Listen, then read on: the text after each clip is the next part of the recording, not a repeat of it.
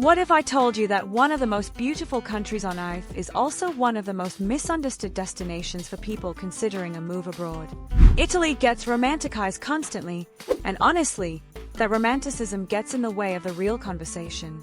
Today we are skipping the fantasy and going straight into the practical reality of what it actually costs, what actually works, and who this country genuinely makes sense for. Whether you are dreaming of cobblestone streets and fresh pasta every morning, or you are seriously crunching numbers and researching visa options, this video is built for you. Stay with me until the end because I am covering everything from monthly budgets to the bureaucratic headaches nobody warns you about. And by the final minute, you will have a much clearer picture of whether Italy belongs in your relocation plans or not. Let us start with money because everything else flows from that. As a single person living in Italy, you are realistically looking at a total monthly budget somewhere in the range of 2,000 to 3,500 euros when you account for all your major expenses. That range shifts significantly depending on where you land.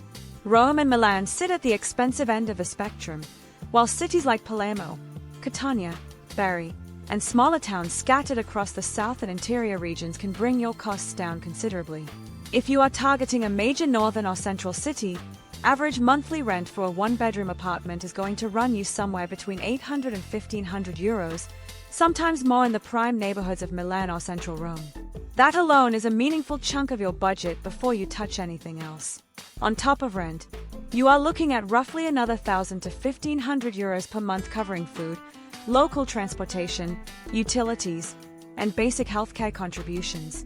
Italian grocery prices are genuinely reasonable if you shop at local markets and cook at home, which fits naturally into the culture anyway. Public transportation in most cities is functional and affordable, and the intercity rail network is excellent for getting around the country without needing a car. Utilities can be moderate to high depending on the season, and whether your apartment has efficient heating and cooling systems, which is worth factoring in during your housing search. What kind of lifestyle does this budget actually buy you? At the lower end, around 2,000 euros per month, you are living simply but not miserably. You are eating well, you have a decent apartment outside the city center, and you can participate in the social and cultural life around you. Move that number toward 2,800 or above and you are living comfortably, with room for dining out regularly, weekend travel, and the kind of relaxed Italian lifestyle that people associate with the country. Push further and you are accessing premium apartments, more frequent travel, and a genuine sense of financial ease. Now let us talk about why people actually move here, because there are some real and compelling advantages. From a financial standpoint, depending on where you come from, the cost of living in southern Italy or smaller cities can represent genuine savings compared to major cities in the United States, the United Kingdom, or Northern Europe. Italy also has a flat tax regime for new residents called the non-dom regime that allows qualifying individuals to pay a flat annual tax on foreign income, which is a significant draw for high earners and investors relocating from abroad. This is a legitimate financial incentive that not enough people talk about when discussing Italy as a destination. The lifestyle benefits need no exaggeration because they really are exceptional. The Mediterranean climate across most of the country means long warm summers and mild winters, particularly in the south and along the coasts. The food culture is not just about eating well, it is a genuine social structure built around shared meals, seasonal ingredients, and a slower pace that actually changes how you experience daily life. The country has world-class art, architecture, and natural landscapes built into the everyday environment in a way that almost no other country can match. Healthcare under the Italian national system is accessible to legal residents and is considered among the better systems in Europe when functioning properly, with access to both public and private options. Italy also has infrastructure advantages that sometimes surprise people. High-speed rail connects major cities efficiently. The country has strong digital infrastructure in urban areas and increasingly in smaller towns as remote work has pushed investment outward.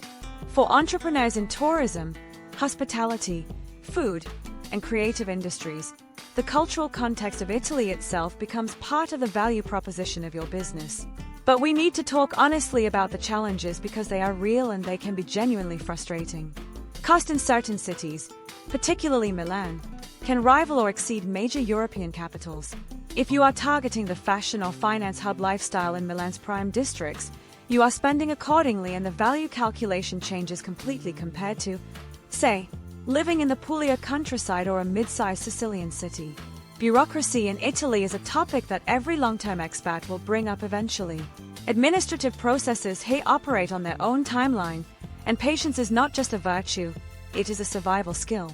Getting residency established, navigating permits, dealing with municipal offices, and handling any kind of official paperwork can be slow and inconsistent depending on the region and even the specific office you are working with. This is not unique to Italy, but it is more pronounced here than in some other European destinations. Language presents a real barrier for people who arrive expecting English to carry them through daily life. While younger Italians and people in tourism-heavy areas generally manage in English, official communications, medical appointments, and bureaucratic interactions will test you if your Italian is minimal. Investing in language learning before and after you arrive is not optional if you want to integrate meaningfully. Cultural adaptation is also something to take seriously. Italian society has strong local identities, family structures, and social norms that take time to understand and navigate as an outsider. From a broader economic and political perspective, Italy has had well-documented challenges with economic growth, public debt, and political instability over the decades. This does not mean the country is unstable in a dramatic sense, but it does mean that policy environments can shift and long-term planning should account for some degree of uncertainty around tax policy, residency regulations, and economic conditions. Moving into visa and residency options, Italy has several pathways worth knowing about. The standard Schengen tourist allowance gives non-EU citizens 90 days within any 180-day period, which is not enough for relocation, but it is a starting point for scouting. Italy introduced a digital nomad visa that allows remote workers who earn income from sources outside Italy to live in the country legally, provided they meet income thresholds and demonstrate stable employment or freelance contracts. This is a relatively new option, and the specific requirements and processing times are worth researching carefully as they continue to evolve. The elective residency visa is one of the more interesting options for people who have sufficient passive income, whether from investments, pensions, rental income, or other sources, and do not intend to work locally. This visa is designed for people who want to live in Italy without working there, and it requires demonstrating a certain income level that has historically been set at a threshold that is achievable for many retirees or people with diversified investment income. The path from this type of visa toward long-term residency and eventually permanent residency follows a multi-year timeline and involves demonstrating continued ties, language development, and integration.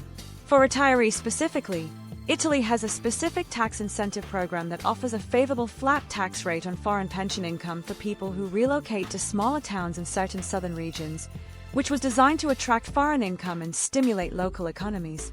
This is genuinely attractive for retirees with decent pension income looking for a high quality of life at a reasonable cost. Work visas exist through the annual quota system, but these are competitive and limited, making them less reliable as a primary strategy unless you have a specific employer sponsoring you. On the subject of safety, Italy as a whole is a stable and relatively safe country by global standards. Violent crime rates are low, and the country maintains political stability despite its reputation for frequent government changes, which in practice often involves reshuffling within similar political frameworks rather than dramatic instability. Petty crime, particularly pickpocketing and bag snatching in tourist-heavy areas like Rome, Florence, and Naples, is the most relevant concern for daily life and can be managed with awareness and basic precautions. Healthcare reliability is generally solid, though there are regional variations between the more well-resourced northern system and some areas in the south where public healthcare quality is less consistent. Private healthcare is accessible and not prohibitively expensive for most expats. If this breakdown is helping you get clearer on whether Italy could actually work for you, do me a favor and hit the like button and subscribe so you get every country guide we put out in this series. It takes real time to build these out properly, and your support keeps them coming. Now let us get into who Italy actually works well for. Remote workers earning in stronger currencies like US dollars, British pounds, or Swiss francs can do very well here, particularly if they settle outside the major expensive cities. The lifestyle return on investment is exceptional when your income comes from outside the local economy. Southern Italy and the islands offer this equation at its most favorable. Retirees are arguably the demographic with the most compelling case for Italy, especially those with pension income from abroad and an interest in culture, food, history, slow living, and a genuinely beautiful environment. The specific tax incentives for retirees in certain southern areas make this even more attractive. Families considering Italy need to account for the education landscape, which involves navigating Italian public schools or finding international schools at additional cost. The family-oriented culture of Italy can actually be a positive for families who want their children raised in a community-minded, food-centric, outdoor environment. Language learning for children tends to happen faster than for adults, which can ease integration over time. Entrepreneurs in the right sectors have real opportunity here. Tourism, food, design, creative services, and online businesses that use Italy as a backdrop or cultural anchor can thrive. The regulatory environment for starting a business has been simplified in some areas but remains complex in others, and local legal and accounting guidance is strongly recommended. Budget-conscious movers who are willing to live in smaller towns and learn Italian can find genuinely affordable lives here. This is especially true in regions like Calabria, inland Sicily, Molise, and parts of Abruzzo, where the cost of living drops dramatically and the pace of life is deeply traditional. Adventure-focused expats who want to combine European access, cultural richness, and varied landscapes including mountains, coastlines, and historic cities will find Italy endlessly engaging. The country offers more variety per square kilometer than most places on Earth. Here is the honest closing summary. Italy rewards patience, language investment, and flexibility. People who thrive here tend to be those who come prepared for bureaucratic friction, who engage genuinely with the culture, and who have income structures that are not dependent on the local job market.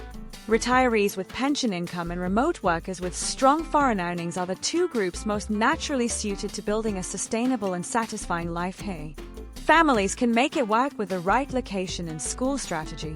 Entrepreneurs in niche sectors with clear market positioning can find opportunity.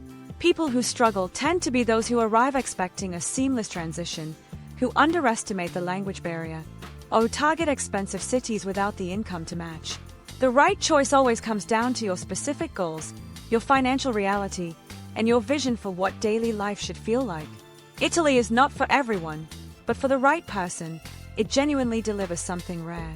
If you are seriously evaluating Italy as your next home, like this video and subscribe because we are building out this full series of country breakdowns with the same level of practical detail, and you do not want to miss the comparisons that are coming up next.